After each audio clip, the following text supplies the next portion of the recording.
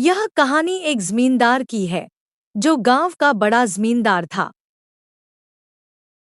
एक जमींदार रात को ट्रैक्टर पर अपनी जमीन से गुजर रहा था। अचानक ट्रैक्टर की लाइट खराब हो गई।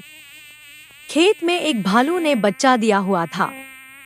जमींदार का ट्रैक्टर गलती से भालू के बच्चे के ऊपर से गुजर गया, जिससे भालू का बच्चा मर गया।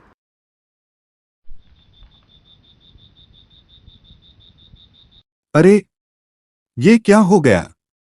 ये तो भालू का बच्चा है जो मेरे ट्रैक्टर के नीचे आकर मर गया है। मुझसे अनजाने में गुनाह हो गया है।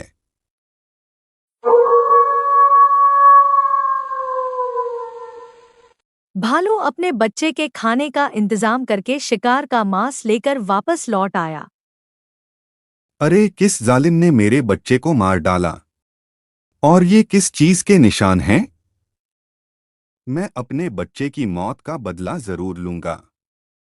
भालू उन निशानों का पीछा करते हुए अपने बच्चे के हत्यारे से बदला लेने के इरादे से आगे बढ़ने लगा।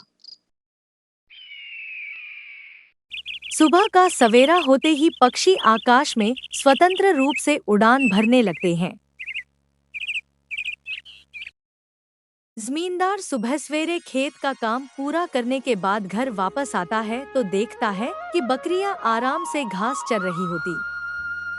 भालू ट्रैक्टर के टायरों के निशानों का पीछा करते हुए आखिरकार जमींदार के घर पहुंच जाता है। हिंदी अनुवाद। अच्छा, तो इस जमींदार ने मेरे बच्चे को ट्रैक्टर के नीचे कुचलकर मार डाला है। अब मैं भी आज रात इसके जानवरों को मारकर अपने बच्चे की मौत का बदला लूंगा। भालू रात के अंधेरे में जमींदार के घर पहुंच जाता है। अपने बच्चे की मौत के गुस्से में वह जानवरों पर हमला कर देता है और एक बकरी को मार डालता है।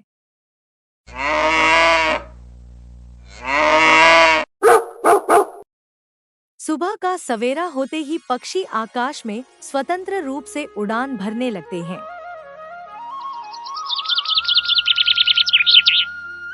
जमींदार सुबह सवेरे उठता है और अपने जानवरों की देखभाल के लिए बाहर जाता है।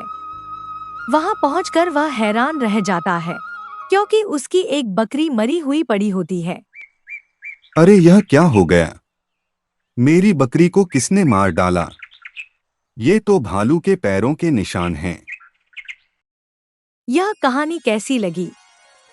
अपनी राय कमेंट में जरूर बताइए। आपके हिसाब से दोषी कौन है, भालू या जमींदार?